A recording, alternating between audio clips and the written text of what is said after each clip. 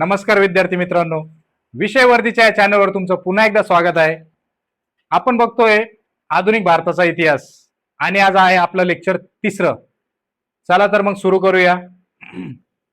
काल आपण बघितलं प्लासी आणि बक्सरचं युद्ध, त्याचबरोबर वनदिवसचं युद्ध. प्लासीचं युद्ध झालं 23 जून 1757 मध्ये, वनदिवसचे युद्ध झाले 22 जानेवारी 1760 मध्ये आणि बक्सरचे युद्ध झाले 22 ऑक्टोबर 1764 मध्ये. एकदम छान, एकदम छान. तर मग चला आता पुढच्या लेक्चरला सुरुवात करूया. इंग्रज आणि मराठा. भारतामध्ये इंग्रज आणि मराठा यांच्यामध्ये सुद्धा वाद झालेले आहेत. इंग्रजांनी कोणाला सोडलं नाही, सर्वांबरोबर वाद केलेले. मराठी सत्तेबरोबर झालेले वाद आपण बघूया. इसवी सन 1772 मध्ये माधवराव पेशवे यांचा मृत्यू झाला. 1772 मध्ये माधवराव पेशवे यांचा मृत्यू झाला. माधवराव पेशवे यांचा मृत्यू झाल्यावर नारायणराव पेशवे झाले. कोण? हा, 1772 ला माधवरावांचा मृत्यू झाल्यानंतर पेशवे कोण झाले? नारायणराव. एकदम छान, एकदम छान. इसवी सन त्याच्याच पुढच्या वर्षी एका वर्षाने 1773 ला नारायणरावांची हत्या झाली. नारायणरावांची हत्या झाल्यावर कोण? रघुनाथराव, नारायणरावांचे काका रघुनाथराव पेशवे पदासाठी दावा केला. पेशवे पदासाठी दावा कोणी केला? हा, रघुनाथरावांनी. नारायणरावांची जेव्हा हत्या झाली तेव्हा त्यांचे काका रघुनाथराव यांनी पेशवे पदासाठी दावा केला. पेशवे पद त्या काळीचं सर्वात मोठं पद होतं. सर्वात मोठं पद असल्यामुळे त्याच्यामध्ये वादावाद निर्माण झाले. त्याच्यामध्ये काय झाले? वादावाद निर्माण झाले. एकदम छान. पण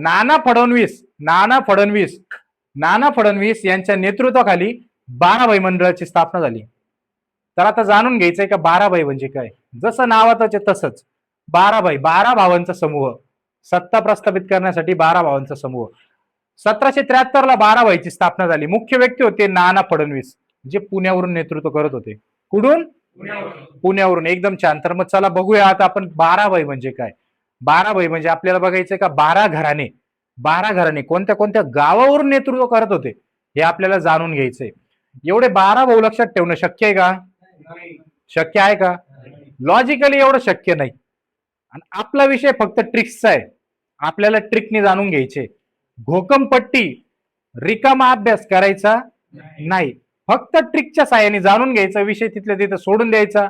वह्या आणि पुस्तकं बरबाद करायचे नाही. पेपर वाचवायचा आहे आपल्याला. ओके, चला तर मग सुरू करूया. पुण्याला राहता आपले नाना. सगळ्यांचं लक्ष. पुण्याला कोण राहता? एकदम छान. पुण्याला राहता आपले नाना. त्या नानाचं नाव आहे सखा नाना राहतो आपला. कोण? एकदम छान, एकदम छान. सखा नावाचा नाना कुठं राहतो? पुण्याला. एकदम छान. पुण्यावरून 2 घराणे होते, एक नाना फडणवीसचं, एक सखाराम बापूचं. सखा नावाचा नाना पुण्याला राहतो. एकदम छान. कळालं? पुढचं ग्वाल्हेर. ग्वाल्हेरवरून आपण मध घेतलं. ग्वाल्हेरवरून काय घेतलं? मध घेतलं. मधवरून महद.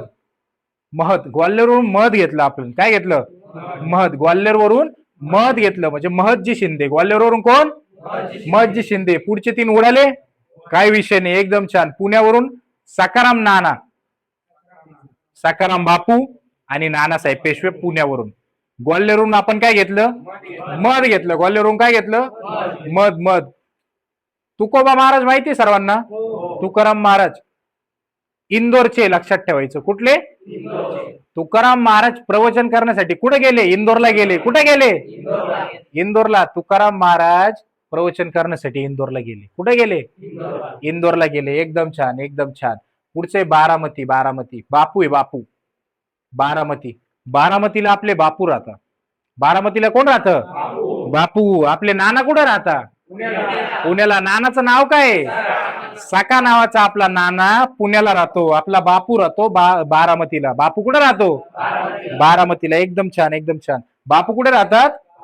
बारामती. आपल्याला वाईला जायचंय. वाई महाबळेश्वर माहिती ना सर्वांना? वाई महाबळेश्वर कोणता घाट लागतो? पसरणी घाट. वाई ते महाबळेश्वर पसरणी घाट लागतो. तर आपल्याला वाईला जायचंय. वाईला रस्ता चांगला नाहीये. वाईला जायचंय ना, रस्ता चांगला नाही. वाईला जायसाठी काय?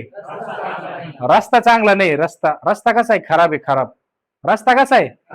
वाईला जायचंय आपल्याला. काय चांगलं नाहीये? रस्ता. रस्ता. पुढचंय मिरज. मिरज. मिरज पटवर्धन. मिरज पटवर्धन. मिरज पटवर्धन. पटवर्धन नावाचा मित्र आहे तुमचा, मिरजचा आहे. मिरज कुठला आहे? बापू कुठले? बापू बारामती. एकदम छान. नाना कुठले? नानाचं नाव काय? साकाराम. बापू कुठले? बापू कुठले? रस्ता कुठला खराब आहे? एकदम छान. रस्ता कुठला खराब आहे? वाईचा. मिरजला कोण राहतो? पटवर्धन. पटवर्धन कुठं राहतो? मिरजला राहतो. एकदम छान. तुकोबा महाराजांचं प्रवचन कुठे आहे? इंदोरला प्रवचन आहे. प्रवचन कुठे आहे? इंदोरला. एकदम छान. जो आपला काका राहतो ना, नाना नाना सकाराम नावाचा, त्याच्या सोबत त्याचा भाऊ मोरोबा भी राहतो. मोरोबा. मोरोबा कुठे राहतो? पुण्याला. ते दोघं भाऊ कुठे राहतात? हा, सकाराम आणि मोरोबा कुठे राहतात? पुण्याला. सकाराम आणि मोरोबा पुण्याचे. एकदम छान. एकदम छान. चला, पुण्याला त्यांचा तिसरा भाऊ उभी राहतो, हरिपंत. हरिपंत, मोरोबा आणि साका. हे तिघ काय नाना आहे आपले. तिघ काय नाना. एकदम छान. चला, पुढचं आहे मुढोळ. मुढोळ. मुढोळ असं लक्षात ठेवायचं. एक घोरपड आहे, घोरपड. त्या घोरपडीचा आकार कसा आहे? मुढळ. मुढळ. मुढळ आकार आहे तिचा. घोरपडीचा आकार कसा आहे? मुढळ. घोरपडीचा आकार कसा आहे? मुढळ. एकदम छान. पुढचं आहे पुणे. पुणे. पुण्याला आपले 3 नाना राहता ना, त्या नानांचे वडील आहेत त्र्यंबक. त्र्यंबकराव पेठे. त्यांचे वडील कोण आहे नानांचे? त्र्यंबकराव पेठे. एक आपला नाना आहे हरी, एक आपला नाना आहे मोरोबा आणि एक आपला नाना आहे साका. हे तिघ नाना आहे आपले. त्या तिघ नानांचे वडील कोण आहे? त्र्यंबक. त्र्यंबक कोण आहे? त्र्यंबक. एकदम छान. पुढचं आहे औंध. औंध घराणं बघितलं होतं आपण. औंध. एकदम छान. औंध. औंध. भावना राहती. भावना. औंधला कोण राहती? भावना. औंधला कोण राहती? हा, भावना नाही विसरणार तुम्ही. मुलगीचं नाव आहे ना. हा, आता नाही विसरत. औंध. औंधला कोण राहते? भावना. तर त्याच्यावरून भावनराव लक्षात ठेवायचं. काय? भावनराव. एकदम छान. समजले का? 12 भाऊ. 12 भाऊ समजले? हे 12 भाऊ 12 ठिकाणाहून नेतृत्व करत होते पेशवे पदासाठी. पेशवे पदाचं संरक्षण करण्यासाठी, मराठा साम्राज्याची लाज ठेवण्यासाठी हे 12 घराणे लढत होते. तर हे 12 घराणे लक्षात झाले. हा, यांचा मोरख्या आहे नाना फडणवीस. नेतृत्व कोणी केलं?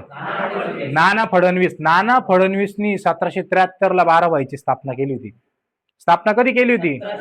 1773. आणि त्याचं मूळ ठिकाण होतं पुणे. पुण्यावरून सत्ता हलवत होते ते. कुठून? पुण्यावरून. त्यांचे 4 उद्दिष्ट होते. का राघोबा आहे ना, राघोबा, राघोबांना पेशवे पदापासून दूर ठेवायचं होतं. राघोबांना काय करायचं होतं? पेशवे पदापासून दूर ठेवायचं होतं. सवाई माधवरावांचे रक्षण करायचं होतं. काय करायचं होतं? हा, माधवरावांचे त्यांना रक्षण करायचं होतं. कोणाला? ह्या 12 भावांना काय करायचं होतं? हा, माधवरावांचे रक्षण करायचं होतं. मराठी साम्राज्याची एकता टिकवायची होती.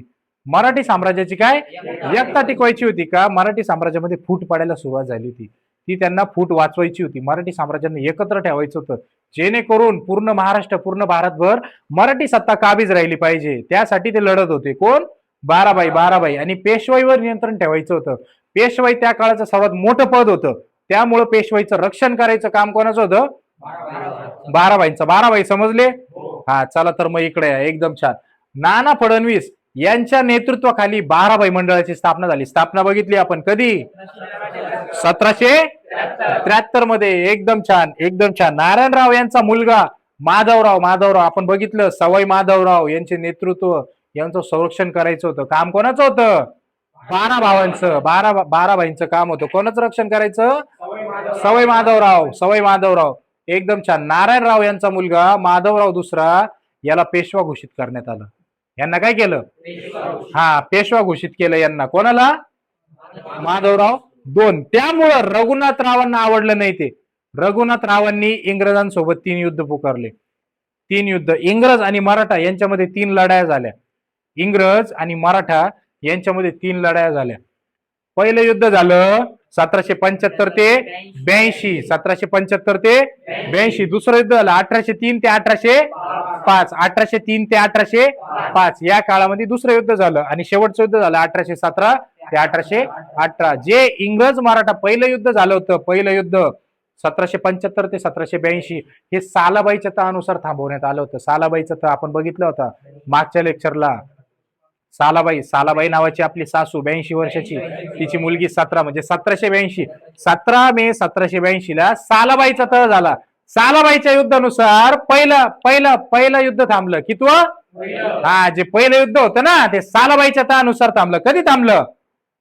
सालाबाईच्या तहानुसार 1782 ला पहिलं युद्ध थांबलं. एकदम छान. दुसरं युद्ध कधी झालं? 1803 ते 1805. एकदम छान. आणि तिसरं युद्ध झालं शेवटचं 1817 ते 1818. मराठी सत्तेचा शेवट 1818 ला झाला.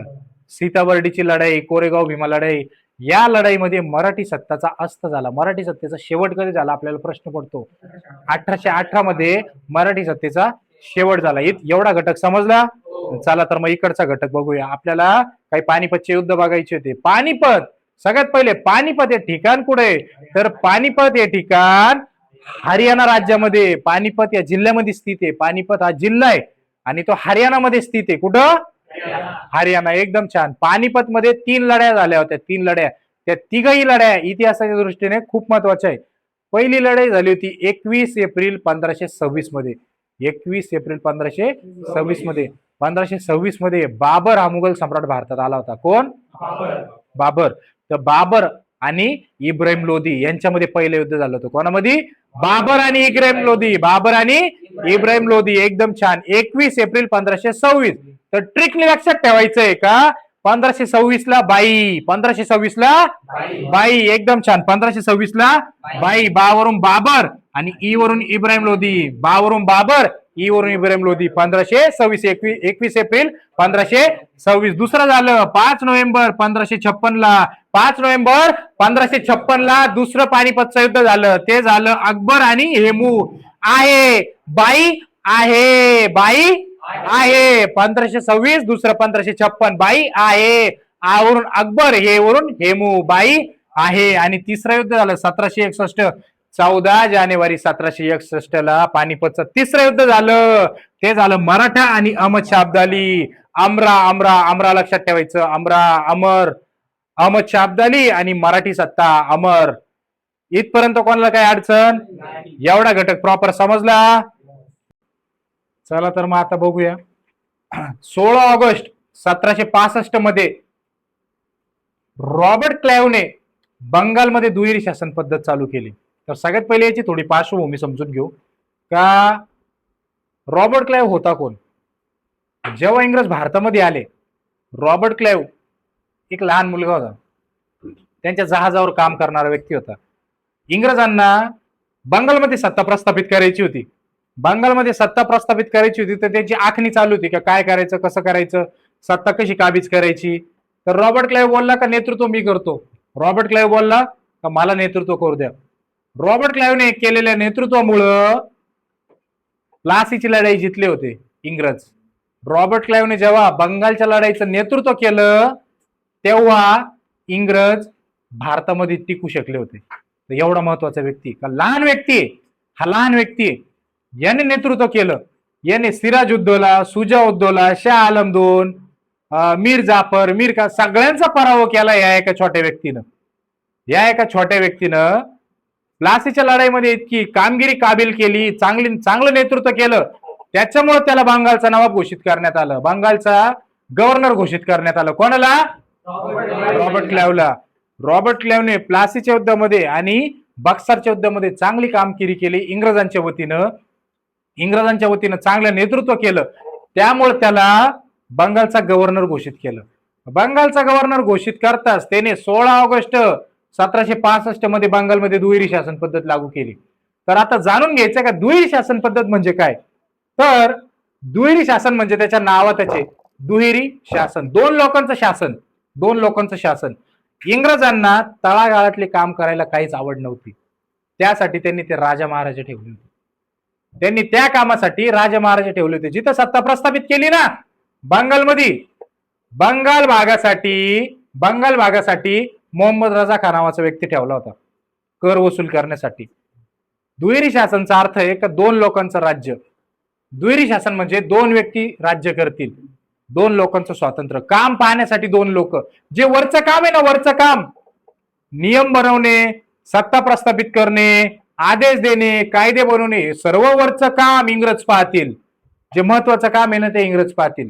आणि जे तळागाळाचं काम आहे, खालचं काम कर वसूल करणं, लोकांना शेतसारा लावणं, लोकांची पाहणी करणं, हे सगळे तळागाळातले काम बंगालचे नवाब पाहतील.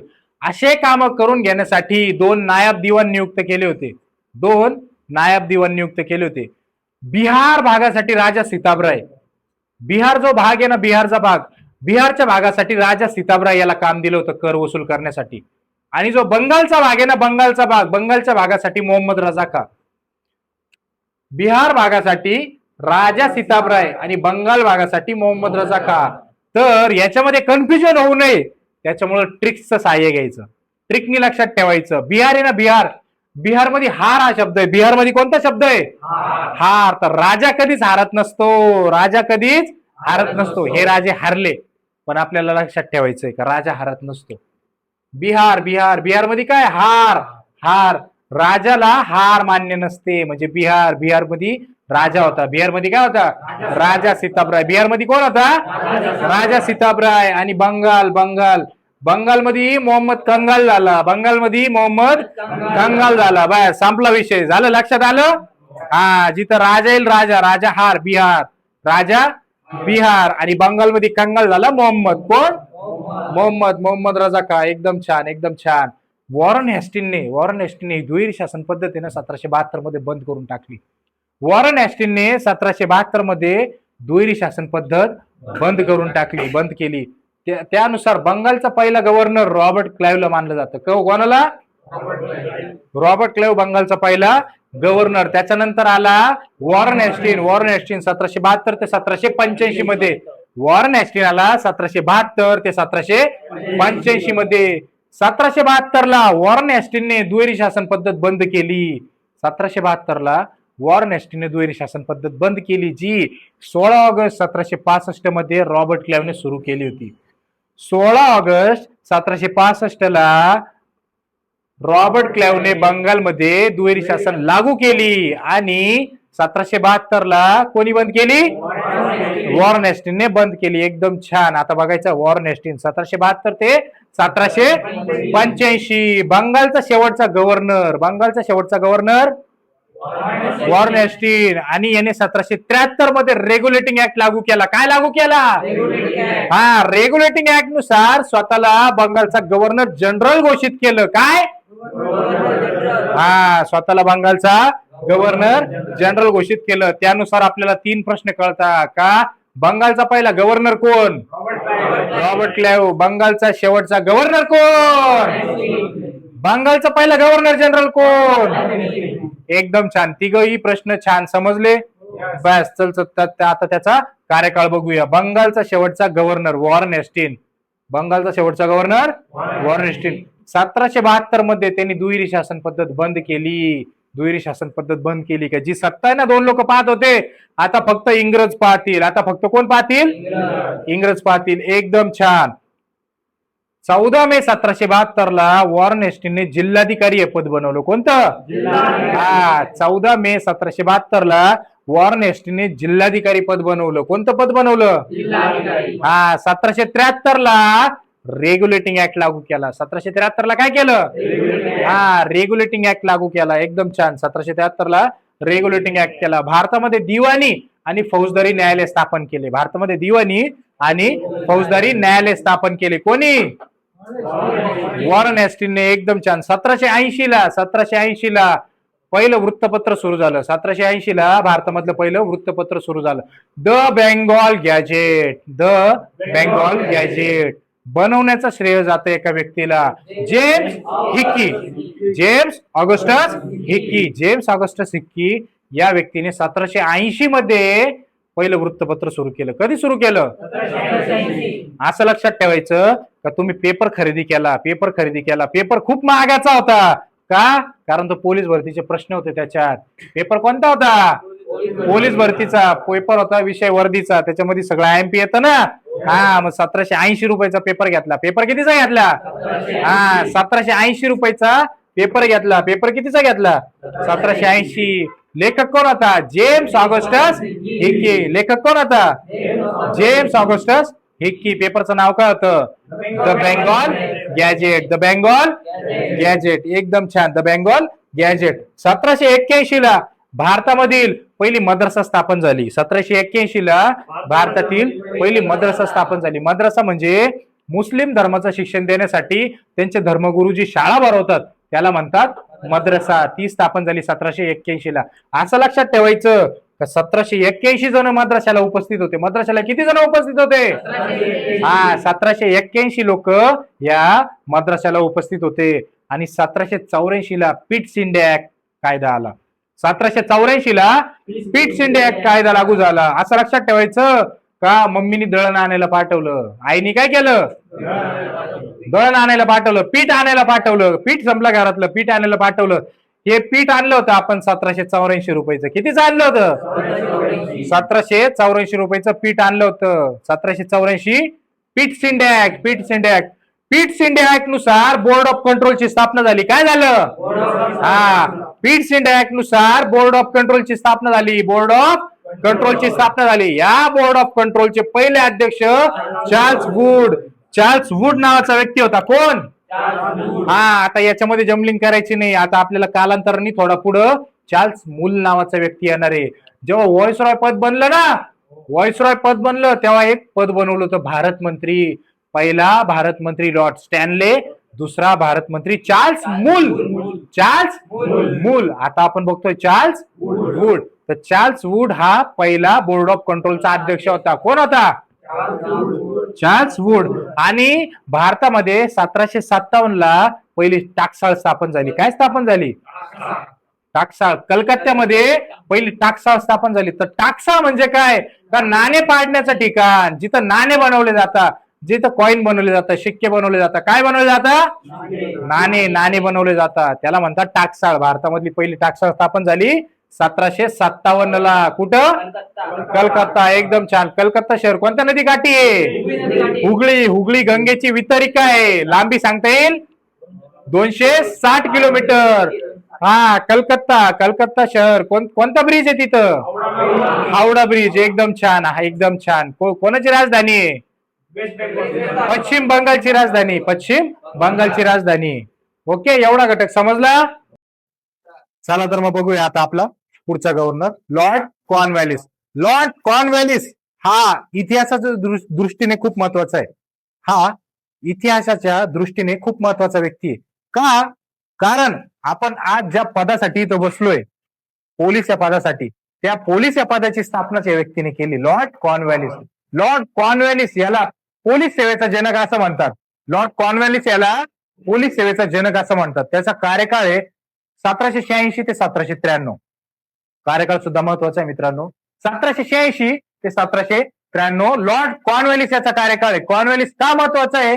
कारण त्याने भारतीय पोलीस सेवेची स्थापना केली.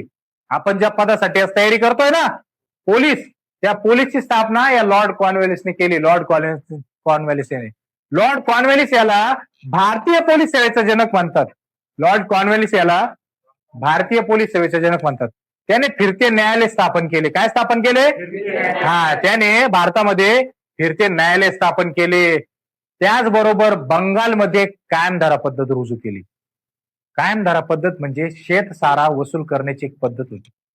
कायमधारा पद्धतीमध्ये शेतकऱ्याला 89% उत्पन्न, शेतकरी जेवढं उत्पन्न कमवल ना, त्याच्या 89% उत्पन्न त्याला सरकारला द्यावं लागत होतं. विचार करा, तुम्ही जर 100 पोते गहू पिकवताय, त्यामधले तुम्हाला 89 पोते सरकारला द्यायचे. खाली 11 पोते उरतील. 11 पोत्यामध्ये जमीनदार आणि तुम्ही विभागणी करून घ्यायची. विचार करा, अशा परिस्थितीमुळं बंगालमध्ये खूप तुटवडा पडला होता. कालांतराने ही पद्धत बंद झाली. बंगालच्या फक्त 19% भागात लागू होती. आणि 89% उत्पन्न इंग्रजांना द्यावं लागत होतं. ही पद्धत 22 मार्च 1793 ला लागू झाली. 22 मार्च 1793 ला. एवढी भयंकर पद्धत, ही पद्धत सर जॉन शोर याची मूळ संकल्पना होती. काय धरा पद्धतीची मूळ संकल्पना कोणाची होती? हा, आता आपल्याला जमीन सारणा बघायची आहे का शेत सारा बघायचा आहे, अशा भरपूर पद्धती येणार आहे. एक कायमधारा पद्धत, एक कायमधारा पद्धत. आता पुढची पद्धत आपण पुढच्या लेक्चरला बघू. सध्या कायमधारा पद्धत बंगालच्या 19% भागात होती. 89% उत्पन्न गव्हर्नमेंटला द्यावं लागत होतं. ही संकल्पना, मूळ संकल्पना होती सर जॉन शोर यांची आणि कॉर्नवेलिसच्या काळामध्ये सुरू झाली. कोणाच्या? लॉर्ड कॉर्नवेलिसच्या काळामध्ये सुरू झाली. लॉर्ड कॉर्नवेलिसच्याच काळात श्रीरंगपट्टणमचा तह झाला, जे आपण कालच्या लेक्चरला बघितलं. श्रीरंगपट्टणमचा तह लॉर्ड कॉर्नवेलिसच्या काळामध्ये झाला. हा तह लॉर्ड कॉर्नवेलिस आणि टिपू सुलतान यांच्यामध्ये झाला. हा तह 1792 ला लॉर्ड कॉर्नवेलिस आणि टिपू सुलतान याच्यामध्ये झाला. आपण बघितलं होतं का? टिपू सुलतानचा मृत्यू 4 मे 1799 ला श्रीरंगपट्टणम येथे झाला. 1799 ला. हा, तर मग चला आता बघूया कायमधारा पद्धत. कायमधारा पद्धत ही बंगालच्या 19% भागामध्ये होती. कायमधारा पद्धतीची मूळ संकल्पना सर जॉन शोर यांची होती. कायमधारा पद्धत आहे ना, ही बंगालच्या 19% भागात होती आणि 89% उत्पन्न शेतकऱ्याला हे सत्तेला द्यावं लागत होतं, बंगालच्या गव्हर्नरला द्यावं लागत होतं, बंगाल गव्हर्नमेंटला द्यावं लागत होतं. 89% उत्पन्न शेतकरी जेवढा कमवल त्याच्या 89% उत्पन्न हे सरकारला द्यावं लागत होतं. एकदम छान. तर मग पुढचं बघूया. श्रीरंगपट्टणमचा तह. श्रीरंगपट्टणमचा तह झाला लॉर्ड कॉर्नवेलिस आणि टिपू सुलतान यांच्यामध्ये. श्रीरंगपट्टणमचा तह झाला 1792 ला. 1792 मध्ये लॉर्ड कॉर्नवेलिस आणि टिपू सुलतान यांच्यामध्ये. आपण बघितलं होतं कालच्या लेक्चरला का टिपू सुलतानचा मृत्यू कधी झाला? 4 मे 1799 ला टिपू सुलतानचा मृत्यू झाला श्रीरंगपट्टणम येथे. आणि 1793 लाच पहिला चार्टर्ड ऍक्ट झाला. तर मग आता समजून घ्यायचंय का चार्टर्ड ऍक्ट म्हणजे काय? चार्टर्ड ऍक्ट म्हणजे कंपनीचा कायदा. कंपनीला व्यवहार करण्यासाठी जे कायदे बनवले गेले त्याला म्हणतात चार्टर्ड ऍक्ट. पहिला चार्टर्ड ऍक्ट झाला 1793 ला. त्याच्याच 20 वर्षांनी दुसरा चार्टर्ड ऍक्ट झाला 1813 मध्ये. त्याच्याच 20 वर्षांनी 1833 ला तिसरा चार्टर्ड ऍक्ट आणि त्याच्याच 20 वर्षांनी चौथा चार्टर्ड ऍक्ट 1853 मध्ये. एकदम छान. असे चार्टर्ड ऍक्ट झाले. चार्टर्ड ऍक्टलाच कंपनी कायदा किंवा सनदी कायदा असं देखील म्हटलं जातं. चार्टर्ड ऍक्टला सनदी कायदा किंवा कंपनी कायदा असं सुद्धा म्हटलं जातं. चला तर मग बघूया आता sir John Shore. Sir John Shore यांचा कार्यकाळ 1793 ते 1798. सर जॉन शोर यांचा कार्यकाळ 1793 ते 1798. सर जॉन शोर यांनी कायमधारा पद्धतीची मूळ संकल्पना रचली होती, जी बंगालच्या 19% भागात होती आणि 89% उत्पन्न सरकारला द्यावं लागत होतं. ह्या कायमधारा पद्धतीची मूळ संकल्पना सर जॉन शोर यांची होती. सर जॉन शोर यांच्या काळामध्ये स्त्री भ्रूण हत्या प्रतिबंध कायदा झाला आणि कायमधारा पद्धत भारतामध्ये रुजवली गेली. कोणाच्या काळात? सर जॉन शोर यांच्या काळात. सर जॉन शोर यांच्याच काळात खारड्याचं युद्ध झालं. खारड्याचं युद्ध झालं मराठी सत्ता आणि निजाम यांच्यामध्ये 1795 ला. कधी? 1795. सर जॉन शोर यांचा कार्यकाळ 1793 ते 1798. एवढा घटक समजला? इथपर्यंत कोणाला काय अडचण? एवढा घटक व्यवस्थित समजला? एकदम छान. तर लाईक करा, शेअर करा आणि फॉलो करा. हा व्हिडिओ आपल्या पोलीस भरती करणाऱ्या मित्रांपर्यंत जास्तीत जास्त शेअर करा, जेणेकरून गोरगरीब मित्रांना सुद्धा या व्हिडिओच्या माध्यमातून पोलीस हे पद मिळणं शक्य होईल.